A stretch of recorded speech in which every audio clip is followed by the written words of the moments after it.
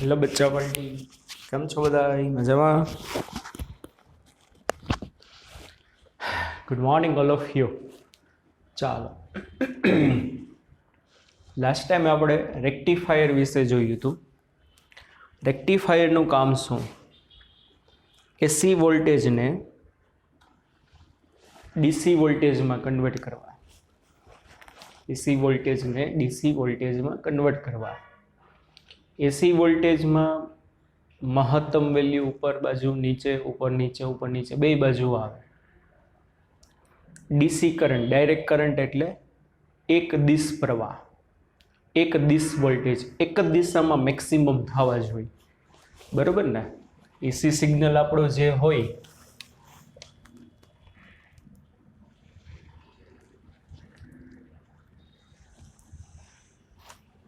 શું હશે? AC signal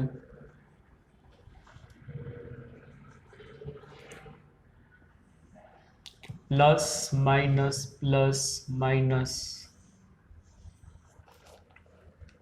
VM plus VM minus, ઉપર નીચે પ્લસ માઇનસ થતા હોય. હાફ વેવ રેક્ટિફાયર હતું. અર્ધ તરંગ રેક્ટિફાયરમાં શું થયું હતું બોલો? અડધી સાયકલમાં વોલ્ટેજ મળે, અડધામાં ના મળે, અડધામાં મળે, અડધામાં ના મળે, અડધામાં મળે, અડધામાં ન મળે. બરોબર? વી વર્સિસ ટી. અને ફૂલ વેવ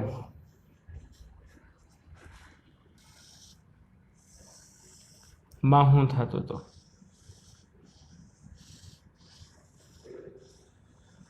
આખા ગાળા દરમિયાન તમને શું થતા હતા? વોલ્ટેજ મળતા હતા.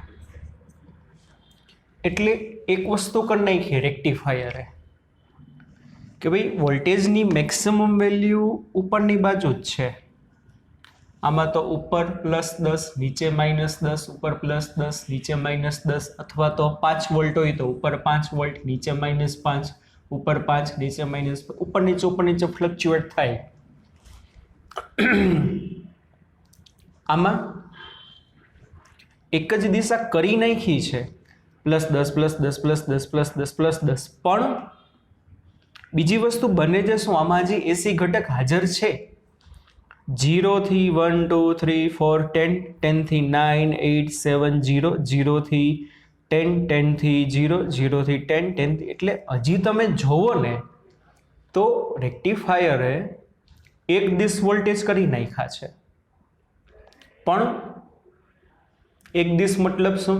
ઉલટાયેલી દિશામાં હવે મેક્સિમમ વોલ્ટેજ થતા નથી, એક જ દિશામાં થાય છે. પણ વેરિયેબલ તો છે જ, એટલે પ્યોર ડીસી કમ્પોનન્ટ ના કહેવાય.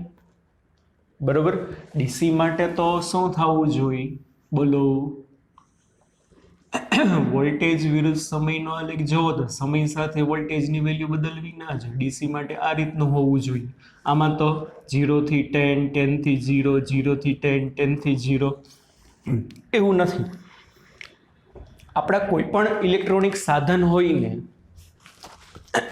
ઇલેક્ટ્રોનિક સાધન જે છે ને ડીસી ઉપર વર્ક કરે. ચાર્જરમાં જો લખ્યું હોય ડીસી, કોઈ પણ ઇલેક્ટ્રોનિક ઉપકરણ હશે ડીસી ઉપર વર્ક કરે. હવે માની લ્યો કે ભાઈ રેક્ટિફાયરે એસીમાંથી ડીસીમાં કન્વર્ટ કર્યું, પણ 100% નથી. એસી ઘટક હાજર છે. એસી ઘટક હાજર છે એની પ્રૂફ શું? વધે છે, ઘટે છે, વધે છે, ઘટે છે. એક વસ્તુ કરી નાખી, એક દિશામાં કરી નાખ્યા ખરા.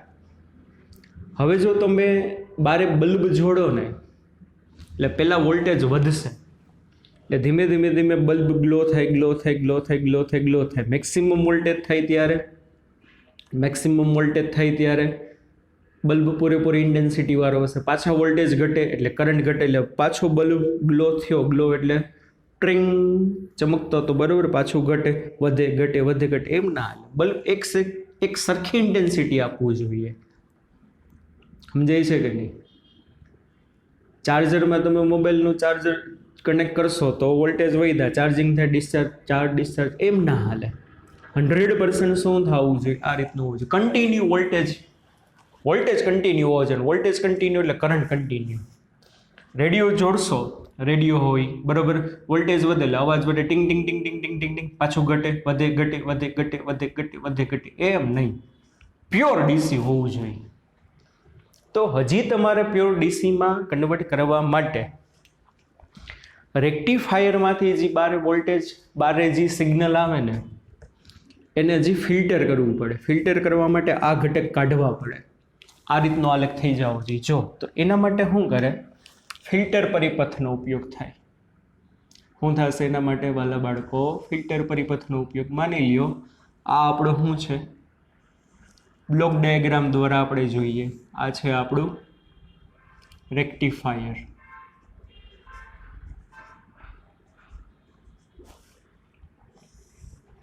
રેક્ટિફાયરમાં આપણે શું આપ્યું હશે?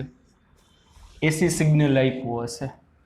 માની લો ફૂલ વેવ રેક્ટિફાયર છે, એટલે તમને અહીંયા જે સિગ્નલ હશે આપણું શ્રુમ અને ગર્ત હશે, અહીંયા જે વસ્તુ બનશે એ શું થશે? આ રીતે મળશે. વોલ્ટેજને એક દિશામાં કરી નાખ્યા ખરા, પણ વધે છે ઘટે છે, વધે છે ઘટે છે. હવે શું કરે જુઓ, આને તમારે ડીસીમાં કન્વર્ટ કરવા માટે કાં કેપેસિટર જોડવામાં આવે, કાં તો ઇન્ડક્ટર જોડવામાં આવે. કેવી રીતે હમણાં સમજાવું છું. કાં કેપેસિટર જોડે, કાં તો શું કરશે તો કે ઇન્ડક્ટર જોડશે, અને પછી કેપેસિટર આગળ બારે બે છેડા વચ્ચે લોડ અવરોધ RL જોડે, અને અહીંયા પછી તમને જે સિગ્નલ મળે ને એ પ્યોર ડીસી મળે. V વર્સિસ T નો તમે આલેખ જોવો ને, તમને સિગ્નલ મળે ને કેવું મળે? તમને પ્યોર ડીસી સિગ્નલ મળશે. કેવું મળશે? પ્યોર ડીસી સિગ્નલ મળે. હવે થાય શું જુઓ, અહીંયા કેપેસિટર જોડે છે, એનું રીઝન શું? પેલા મને કહો વાલા બાળકો, તમારા ઘરે બે કમ્પોનન્ટ હોય, એક છે અવરોધ R અને એક છે કેપેસિટર C. તો આમાંથી કયો એસી ઘટક કહેવાય અને કયો ડીસી ઘટક કહેવાય? ઓકે સર, સમજાણું નહીં. કયો એસી ઘટક કહેવાય અને કયો ડીસી ઘટક કહેવાય? અવરોધને છે ને ડીસી કમ્પોનન્ટ કહેવાય, અને કેપેસિટરને છે ને એસી કમ્પોનન્ટ કહેવાય. એ વડે હું કહું કહેશે જુઓ, કેપેસિટરનું કામ શું? હવે માની લો આ સિગ્નલ જ્યારે અહીંયા આવ્યું, આમ અહીંયા, એટલે આ જે સિગ્નલ જે છે એ કેવું છે? ડીસી પ્લસ એસી. એક દિશામાં વોલ્ટેજ થઈ ગયા, મતલબ ડીસી ઘટક હાજર છે, અને એસી એટલે 0 થી મેક્સિમમ, મેક્સિમમ થી 0, 0 થી મેક્સિમમ, મેક્સિમમ થી 0, 0 થી મેક્સિમમ, મતલબ એસી ઘટકો હાજર છે. એટલે અહીંથી પ્યોર એસી સિગ્નલ આપ્યું. એ રેક્ટિફાયરે શું કર્યું? એને ડીસી પ્લસ એસીમાં કન્વર્ટ કર્યું. હવે જો ખાલી તમે અહીંયા અવરોધ RL જ જોડેલો હોય તો આ સિગ્નલ તમને અહીંયા મળે, વધે ઘટે વધે ઘટે વધે ઘટે. પણ નહીં, મારે તો પ્યોર ડીસી જોઈશે, તો વચ્ચે કેપેસિટર મૂકી દેવાય. કેપેસિટર છે ને એસી ઘટક કહેવાય. એટલે વળી શું જોવો જોઈએ, જ્યારે આના વોલ્ટેજ વધે ને, આના શું થશે? વોલ્ટેજ વધે ને ત્યારે આનું ચાર્જિંગ થાય. કેપેસિટરમાં સંગ્રહ પામતી ઉર્જાનું સૂત્ર U બરાબર QB/2, અથવા તો U બરાબર હાફ CV², અથવા તો U બરાબર Q²/2C. યાદ છે કે નહીં? સેકન્ડ ચેપ્ટરમાં બધી ફોર્મ્યુલા આવી ગઈ. એટલે જ્યારે આના વોલ્ટેજ વધતા હશે ને ત્યારે કેપેસિટર ચાર્જ થાય, પાછા વોલ્ટેજ ઘટે એટલે ડિસ્ચાર્જ થાય, ચાર્જ થાય, ડિસ્ચાર્જ થાય, ચાર્જ થાય, ડિસ્ચાર્જ થાય, ચાર્જ થાય, ડિસ્ચાર્જ. V વધે ચાર્જિંગ થાય, V ઘટે ડિસ્ચાર્જ થાય, V વધે ચાર્જ થાય, V ઘટે ડિસ્ચાર્જ થાય. સમજાય છે કે નહીં? એટલે આને એસી કમ્પોનન્ટ કહેવાય વાલા બાળકો. કયો કમ્પોનન્ટ કહેવાય? આને એસી. અને જ્યારે R છે ને ડીસી કમ્પોનન્ટ. કારણ કે R નું કામ શું? ઉષ્મા ઉર્જાના સ્વરૂપમાં ઉર્જાનો શું કરવો? વ્યય કરવો. યાદ છે ને ત્રીજું ચેપ્ટર, H બરાબર I²RT. જો આમાં વોલ્ટેજ કંઈ આવતું નથી. વોલ્ટેજ વધતા હોય કે ઘટતા હોય, એમાં તો શું થશે? કરંટ પસાર થાય એટલે શું થશે? ઉષ્મા ઉર્જાના સ્વરૂપમાં ઉર્જાનો વ્યય કરશે જ, એમ નહીં કે એનર્જી સ્ટોર કરે એટલે અવરોધનું ચાર્જિંગ થયું, બરોબર, પાછું ડિસ્ચાર્જ થાય, ચાર્જ થાય, ડિસ્ચાર્જ થાય, ચાર્જ થાય, ડિસ્ચાર્જ થાય, એવું આમાં નહીં થાય. અવરોધનું કામ શું? પ્યોર એનર્જી લોસ કરવાનું. જ્યારે કેપેસિટર હોય અથવા તો આપણે હજી આગળ જતા 7મા ચેપ્ટરમાં આવશે ઇન્ડક્ટર હોય, તો ઇન્ડક્ટરનું કામ એ જ છે. કેપેસિટર ઇલેક્ટ્રિકલ એનર્જી સ્ટોર કરે, ઇન્ડક્ટર મેગ્નેટિક એનર્જી સ્ટોર કરશે. એટલે અમુક ફિલ્ટર પરિપથમાં કેપેસિટર હોય, અમુક ફિલ્ટર પરિપથમાં ઇન્ડક્ટર હોય. તો ઇન્ડક્ટર એ જે છે તમારો છે ને વાલા બાળકો એસી कंपोनेंट છે. बच्चा पार्टी कौन सा कंपोनेंट है? एसी कंपोनेंट है. વી વધશે ત્યારે ચાર્જિંગ થાય, વી ઘટે ડિસ્ચાર્જ થાય. એટલે હવે થશે શું? અહીંયા આ સિગ્નલ અહીંયા આવ્યું એસી પ્લસ ડીસી, બરાબર. પ્યોર એસી સિગ્નલ આપ્યું, રેક્ટિફાયર એને આ રીતે આમ કન્વર્ટ કરી નાખ્યું, એક દિશ કરી નાખ્યા, એક દિશ plus plus plus plus plus plus plus plus minus plus minus plus minus એવું નથી, એક જ દિશામાં કરી નાખ્યા. એક દિશામાં કરી નાખ્યા પણ વધે છે, ઘટે છે, વધે છે, ઘટે છે, વધે છે, ઘટે છે, એટલે ડીસી પ્લસ એસી કહેવાય. તો શું થશે? કેપેસિટરનું કામ શું ખબર છે? કેપેસિટર શું કરશે કે એસી ઘટકોનું શોષણ કરી લેશે. કેપેસિટર શું કામ કરશે? એસી ઘટકોનું શોષણ કરી લે. કેપેસિટર એસી ઘટકને જ વર્ક કરાવશે, એના તરફ એટ્રેક્ટ થશે. તમે માની લો અહીંથી ગયા વિદેશમાં ફરવા ગયા હોય, આપણે આપણી વસ્તુ તરફ એટ્રેક્ટ થશું. કે વિદેશમાં ફરવા ગયા હોય ને કે તમે ગુજરાતી રેસ્ટોરન્ટ જોવો, આ હા હા હા મોજ આવી ગઈ હો ભાઈ. આ તો શું થાય? ગુજરાતી રેસ્ટોરન્ટમાં જમવા વયા જશું. ગમે અહીંયા જાય, થેપલા, ખાખરા, સૂકી ભાજી તો આપણા ભેગા હોવાના જ છે કે નહીં? કોઈ પણ જગ્યાએ તમે બહાર ફરવા ગો, ઓહો થેપલા, લે તમે ગુજરાતી છો? હા અમે ગુજરાતી છીએ. સમજાય છે કે નહીં? તો કેપેસિટર એસી ઘટકને રિસ્પોન્સ આપશે, અને ઓલો અવરોધ છે ને, અવરોધ એ કોને? ડીસી ઘટકને રિસ્પોન્સ આપશે. કોને રિસ્પોન્સ આપશે? ડીસી ઘટકને. બીજું, કેપેસિટરનો જે અવરોધ હોય, કે કેપેસિટરનો અવરોધ હોય, હા હોય, એને રિએક્ટન્સ કહેવાય. 7મા ચેપ્ટરમાં આવશે. કેપેસિટરનો જે રેઝિસ્ટન્સ હોય ને એને શું કહેવામાં આવે? રિએક્ટન્સ. એને છે ને એક્સી વડે દર્શાવાય. કોના વડે દર્શાવાય? એક્સી વડે. 1/ωc અથવા તો 1/2πf × c. શું થશે? 1/2πf × f એટલે શું? આની ફ્રીક્વન્સી વૈધી ઘટી વૈધી ઘટી વૈધી ઘટી વૈધું ઘટ્યું, એની ફ્રીક્વન્સી કહેવાય. હવે આપણને ખબર છે કરંટ કેવા માર્ગે ગતિ કરે? Current current current current current ઓછો અવરોધ નડે ને એવા માર્ગે ગતિ કરે. કરંટ કેવા માર્ગે ગતિ કરશે? ઓછો અવરોધ નડે ને એવા માર્ગે. તો અહીંયા ડીસી ઘટક અહીંયા આવશે ખરા, પણ એના માટે કેપેસિટરની વેલ્યુ એકદમ મોટી હોવી જોઈએ. કારણ કે જેમ કેપેસિટરની વેલ્યુ મોટી હશે ને, સીની વેલ્યુ, એમ એનો એક્સી એટલે કે એનો રિએક્ટન્સ. કેપેસિટરનો અવરોધ હોઈને રિએક્ટન્સ કહેવાય. 7મા ચેપ્ટરમાં ફોર્મ્યુલા આવશે, જે આપણે નથી આવેલું એટલા માટે કહું છું. સમજાય છે કે નહીં? તો જેમ સી મોટો ને એમ એનો રેઝિસ્ટન્સ ઓછો, જેમ સી મોટો એમ એનો રેઝિસ્ટન્સ ઓછો. એના પરિણામે બધા ડીસી ઘટકોનું એના પરિણામે બધા એસી ઘટકોનું અહીંયા શું થઈ જાય? શોષણ થઈ જાય. અને અહીંથી આ છે ને આ છેડો ગ્રાઉન્ડ કરી દીધો હોય, એટલે એ બધા એસી ઘટકો ગ્રાઉન્ડ કરી દીધા હોય જમીનમાં ઉતરી જશે. એટલે પ્યોર અહીંયા તમને માત્ર ને માત્ર શું મળે? ડીસી ઘટક જ મળે. આ રીતે આમ, બરોબર. આ જે સિગ્નલ તમારું હતું up down up down up down up down હતું, એને પરિણામે હવે તમારે ચાલુ શું મળશે? પ્યોર તમને શું મળશે? બોલો? ડીસી ઘટકો જ મળશે. પ્યોર તમને શું મળે? ડીસી ઘટક જ મળશે, બરોબર. સામે આલેખમાં બીજી આકૃતિ આપેલી છે. એટલા માટે ફિલ્ટર પરિપથનો આપણે શું કરવું પડે? ઉપયોગ કરવો પડે. અને વોલ્ટેજનો વધારો ઘટાડાનો જે દર હોય ને એને કહેવાય ટાઈમ કોન્સ્ટન્ટ.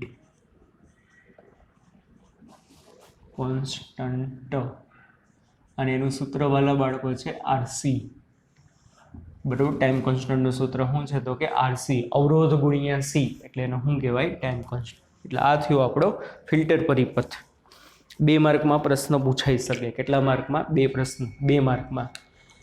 કે ભાઈ ટૂંકનો લખો ફિલ્ટર પરિપથ. તમારે ચાલુ ક્યાંથી કરવાનું?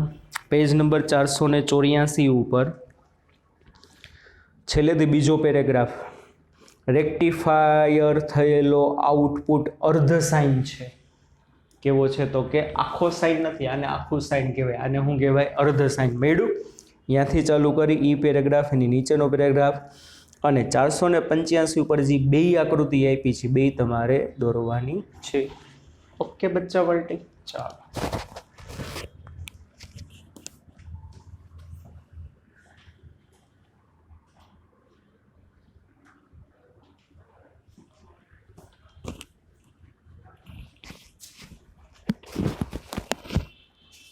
હવે એના પછીની થિયરી છે જનરલ ડાયોડ બોર્ડ માટે આવરસ પૂરતું નીકળી ગયું છે જીનીટ માટે પૂછાશે એ પછીથી આનો આપણે લેક્ચર અપલોડ કરીશું જે તે સમયે તો ત્યારે જોઈ લેજો બરાબર ત્યારે તમને નોટિફાઈ કરીશું કે ભાઈ જનરલ ડાયોડનો લેક્ચર છે તમને લિંક મોકલશે ત્યારે જોઈ લેવા વિનંતી જે બાળકો જીનીટની પ્રિપરેશન કરતા હોય એના માટે ચાલો એના પછીની થિયરી છે 486 ઉપર હવે આ બધી વાર્તાઓવાળી થિયરી છે વચ્ચે 3 થિયરી છે ऑप्टो इलेक्ट्रॉनिक जंक्शन डिवाइसिस केवी तो के ऑप्टो इलेक्ट्रॉनिक जंक्शन डिवाइसिस बराबर चालो एमां पहेलुं फोटो डायोड छे बीजू एलईडी छे एलईडी एटले लाइट एमिटिंग डायोड अने त्रीजू छे सोलार सेल बराबर चालो हूँ वाँचुं छुं अंडरलाइन करूँ एटलुं तमारे एमांथी पूछाय अथवा तो फोटो डायोडनी टूंक नोंधई पूछाय पहेला तो आमां जो शरूआतमां 486 उपर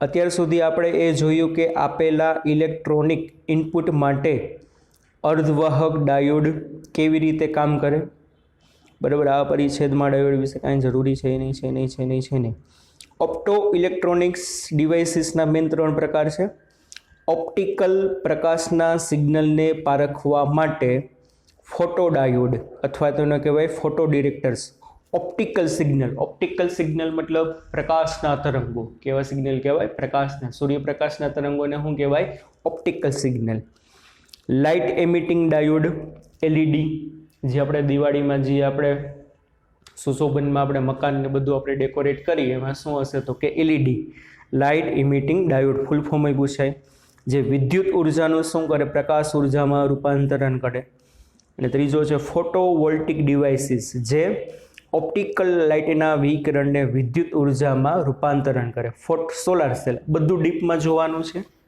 पहला टूंकनोंध आपणे आपेली छे फोटो डायोड सेनी टूंकनोंध आपेली छे फोटो डायोड एना विषे पहला आपणे वात करीए चालो 2 मार्क में प्रश्न पूछे टूंकनोंध लखो फोटो डायोड केवो डायोड खोटो नहीं फोटो केवो डायोड फोटो डायोड चालो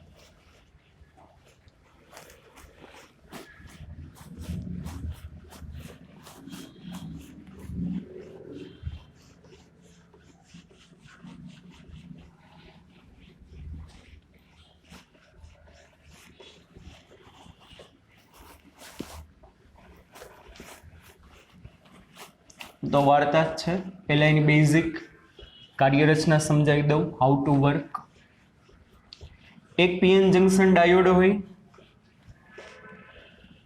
ई पीएन जंक्शन डायोड नो जी डिप्लेशन स्तरनो विस्तार होय ई डिप्लेशन स्तरनो विस्तार पारदर्शक सपाटीनो बनाववामां आवे शेनो बनाववामां आवे पारदर्शक सपाटी पीएन जंक्शन डायोड छे आपणा पासे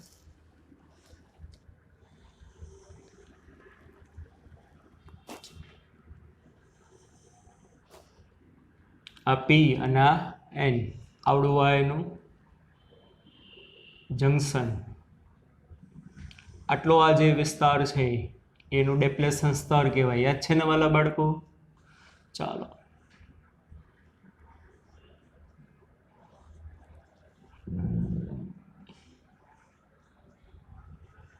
માઇનસ માઇનસ माइनस डिप्लेशन स्तर में जी विद्युत क्षेत्र हशे एन थी पी होय क्या थी क्या होय एन थी पी ओके ने डिप्लेशन स्तर जी विस्तार जी है ने आ पारदर्शक सपाटी राखे केवी सपाटी राखे પારદર્શક ના ખાસ યાદ રાખજો ફોટોડાયોડ જે છે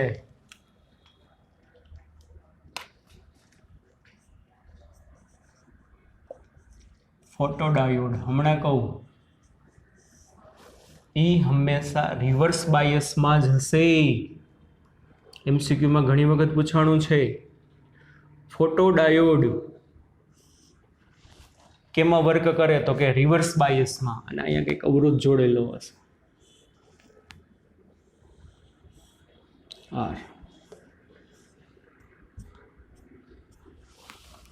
આ ફોટોડાયોડનો બ્લોક ડાયાગ્રામ શું થશે? એનો બ્લોક ડાયાગ્રામ. અને આમાંથી જે પ્રવાહ આવશે વાલા બાળકો એ કયા ક્રમનો આવશે?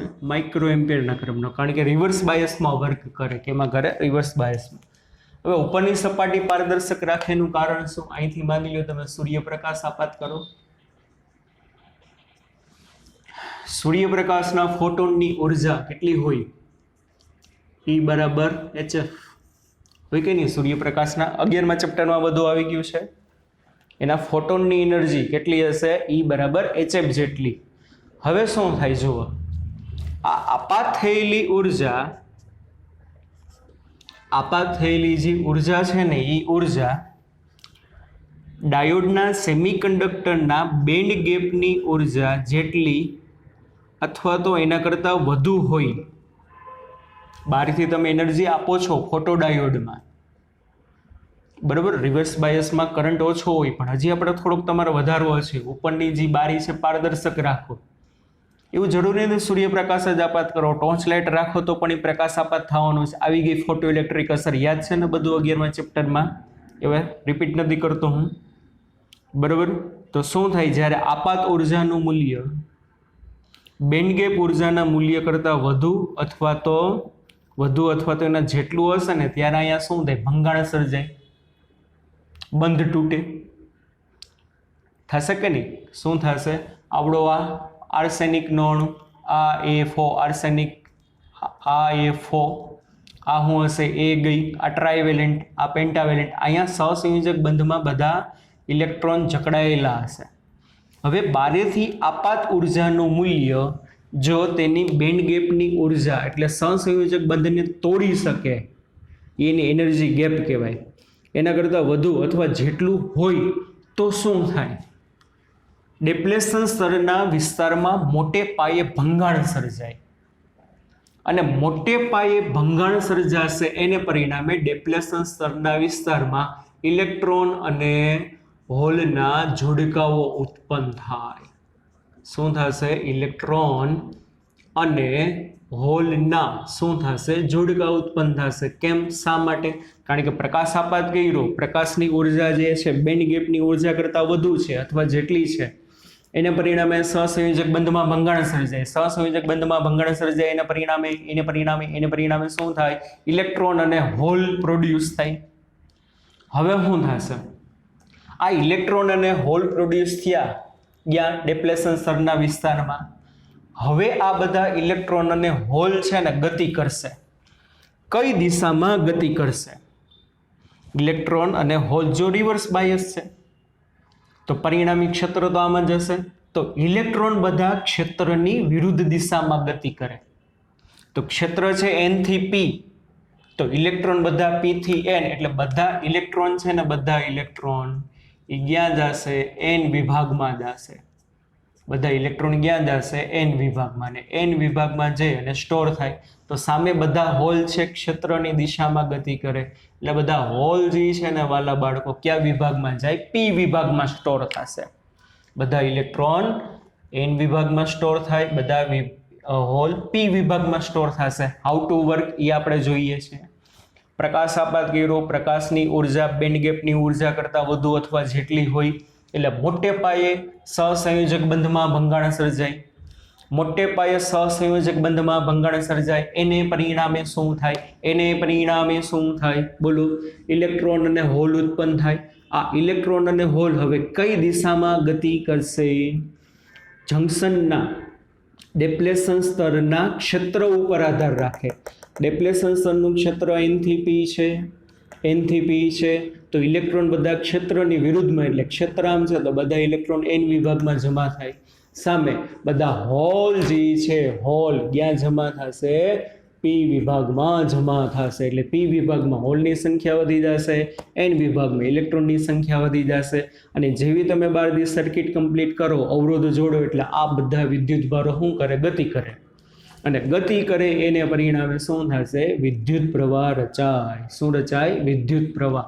અને આના માટે I વર્સિસ V ની લાક્ષણિકતાનો જે આલેખ આવશે એ આપણે ત્રીજા ચરણમાં. કેમ ત્રીજા ચરણમાં? કારણ કે રિવર્સ બાયસમાં છે. ધીમે ધીમે ધીમે ધીમે ધીમે, બરોબર, આ I છે અને આ શું છે? તો કે V છે. ધીમે ધીમે ધીમે ધીમે વોલ્ટેજ વધતા જશે, એમ શું થશે? પ્રવાહનું મૂલ્ય વધતું જશે. આ સમજાણું કે નહીં? બરોબર. આ ફોટો ડાયોડ આ રીતે વર્ક કરે. હવે 11મા ચેપ્ટરમાં આવી ગયું મુજબ, જો આ પ્રકાશની તમે તીવ્રતા વધારો તો શું થાય? 11મું ચેપ્ટર આવડવું જોઈએ, નકર નહીં હાલે. યાદ કરો, I વધે તો I વધે.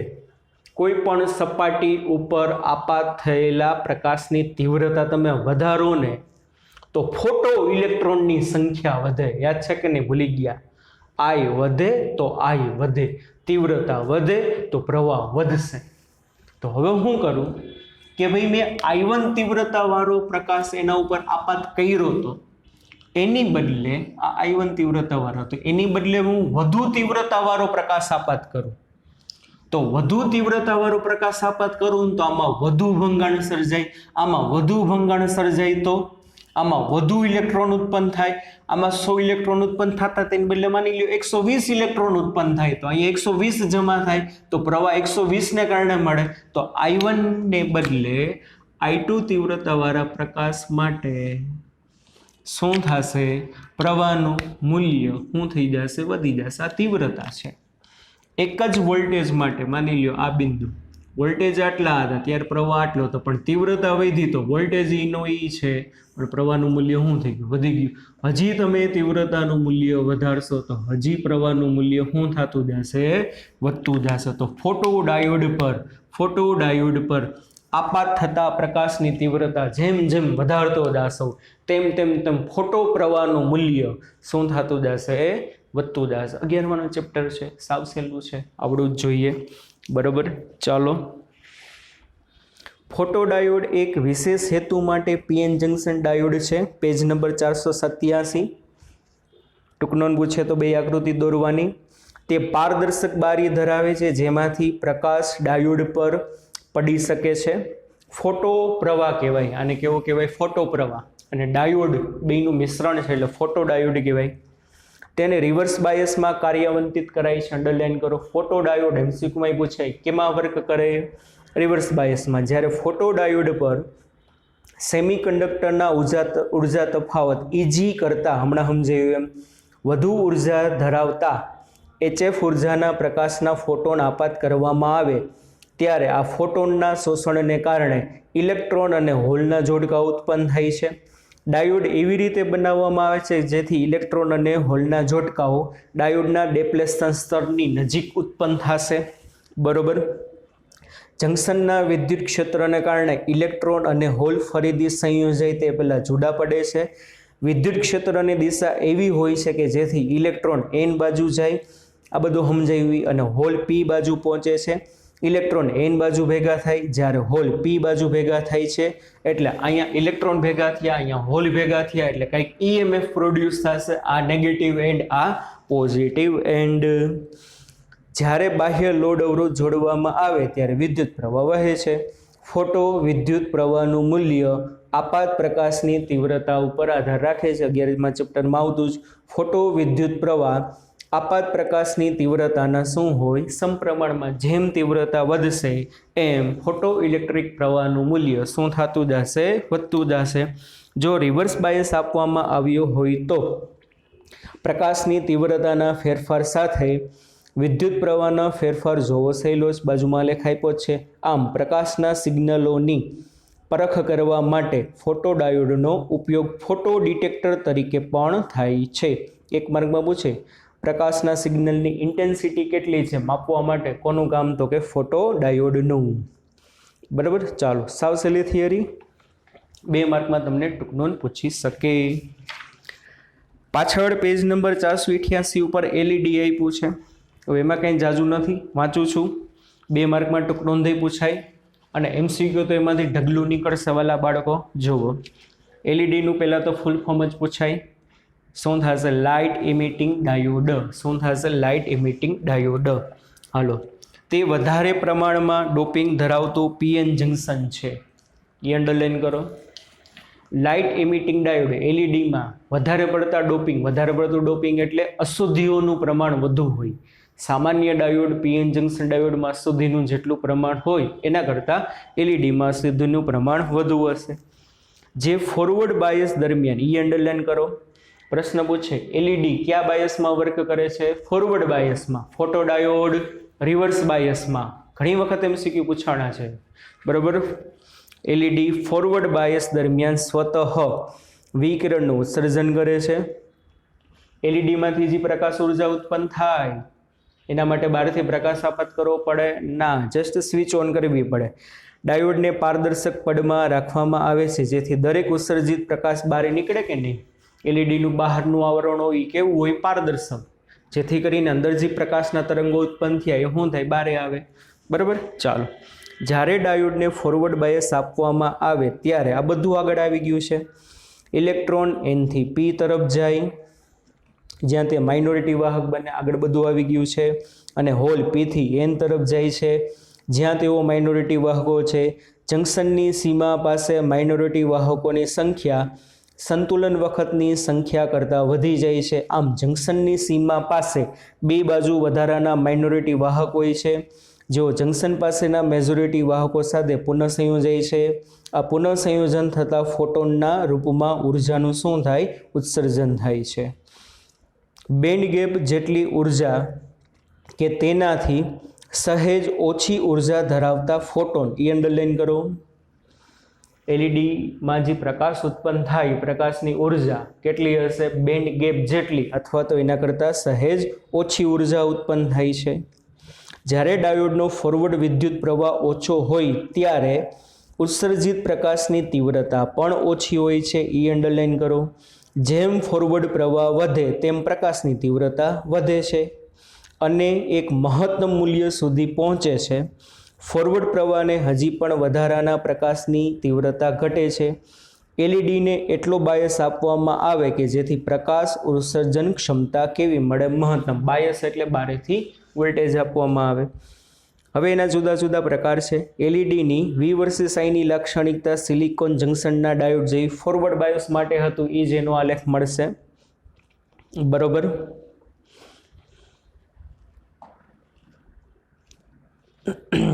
એલઈડીના થ્રેશોલ્ડ વોલ્ટેજ ઘણા વધુ હોય અને એના રિવર્સ વોલ્ટેજ અંડરલાઇન કરો. પૂછી લઈએ એલઈડીના રિવર્સ બ્રેકડાઉન વોલ્ટેજ કેટલા હોય? 5 વોલ્ટની આસપાસ હોય છે. અને 5 વોલ્ટ પછી આપણે કીધું હતું શું થાય? યાદ કરો, રિવર્સ બાયસમાં ડાયોડ શું થાય? ડેમેજ થાય. એટલે 5 વોલ્ટ કરતાં વધવું ન જોઈએ. અને એલઈડીમાંથી આપણે જોયું જુદા જુદા કલર બારે આવે તો લાલ, પીળો, નારંગી, લીલો, વાદળી પ્રકાશ ઉત્સર્જિત કરતી એલઈડી બજારમાં મળે છે. દ્રશ્ય પ્રકાશ આપે તેવી એલઈડીની રચના માટે વપરાતા સેમિકન્ડક્ટરની બેન્ડ ગેપ ઉર્જા અંડરલાઇન કરો. ઓછામાં ઓછી 1.8 EV હોવી જોઈએ. દ્રશ્ય પ્રકાશની તરંગ લંબાઈ તો ખબર જ છે. ગેલિયમ આર્સેનાઇડ ફોસ્ફાઇડ, એ અંડરલાઇન કરો. એલઈડી બનાવવામાં કોનો ઉપયોગ થાય? GaAs1-1PX. બધાનું પ્રમાણ જુદું જુદું હોય, એ પ્રમાણે જુદા જુદા કલર બારે આવે. એક્સનું પ્રમાણ જુદા જુદા રંગ માટેની એલઈડી બનાવવામાં વપરાય છે. ગેલિયમ આર્સેનાઇડ 0.6, ફોસ્ફરસ 0.5, એ 1.9 EV હોય. એટલે એનો મતલબ શું? ગેલિયમ આર્સેનાઇડ 0.6, ફોસ્ફરસ 0.4, એટલે ગેલિયમનું જેટલું પ્રમાણ હશે એના કરતાં આર્સેનાઇડનું પ્રમાણ 0.6 અને ફોસ્ફરસનું પ્રમાણ કેટલું હશે? 0.4 હશે. સમજાય છે કે નહીં? હા કે ના? દાખલા તરીકે ગેલિયમના 1000 એટમ હોય, ગેલિયમના કેટલા હશે? 1000. તો તો આર્સેનિકના 600 હશે અને ફોસ્ફરસના કેટલા હશે તો કે 400 હશે. અને એના માટે બેન્ડ ગેપ ઉર્જા કેટલી છે 1.9 eV. આ બધું MCQમાં પૂછાય, આમાં બીજું કંઈ છે નહીં યાર, થિયરી બેઝ છે. નો ઉપયોગ લાલ LED માટે થાય. પ્રશ્ન પૂછે લાલ કલરની LED બનાવવા માટે નીચેનામાંથી કોનો ઉપયોગ થાય? ગેલિયમ આર્સેનાઇડ 0.6 અને ફોસ્ફરસ 0.4. ગેલિયમ આર્સેનાઇડ, ખાલી ગેલિયમ આર્સેનાઇડનો ઉપયોગ કરો તો ઇન્ફ્રારેડ LED બને. કેવી બને? ઇન્ફ્રારેડ. અને એની બેન્ડ ગેપ ઉર્જા કેટલી મળશે? 1.4 eV. LEDના ઉપયોગ રિમોટ કંટ્રોલમાં, બર્ગલર એલાર્મમાં, બરોબર, પ્રકાશીય સંચાર વ્યવસ્થામાં વગેરેમાં થાય છે. સફેદ પ્રકાશનું સર્જન કરતી LED બનાવવા માટે ખૂબ સંશોધન થઈ રહ્યું છે, જેથી ફિલામેન્ટવાળા લેમ્પની જગ્યાનો ઉપયોગ થઈ શકે. રોજિંદા વપરાશમાં લેવાતા ઓછા પાવરના ઇન્કેન્ડેસન્ટ લેમ્પની સરખામણીમાં LEDના ફાયદા ઘણી. LED જે છે ઓછા પાવર આપણને શું કરે છે? વધુ ઉર્જા આપે છે, બરાબર ને? એના ઉપયોગ નીચે આપ્યા છે. ઓછા કાર્યકારી વોલ્ટેજ અને ઓછો પાવર, બહુ ઓછો પાવર વાપરે, ઝડપથી કાર્ય કરે અને ગરમ થવા માટે સમય નથી જોતો, બરોબર? કે ભાઈ થોડીક વાર પછી પ્રકાશનું સર્જન કરે, ના એવું નથી. જેવી તમે સ્વિચ ઓન કરો એટલે પ્રકાશનું સર્જન કરશે. ઉત્સર્જિત પ્રકાશની બેન્ડવિડ્થ 1000 એંગસ્ટ્રોમથી 500 એંગસ્ટ્રોમ જેટલી છે, અંડરલાઇન કરજો, MCQમાં પૂછાય. બીજા શબ્દોમાં તે લગભગ ચોક્કસ નહીં, એકરંગી છે.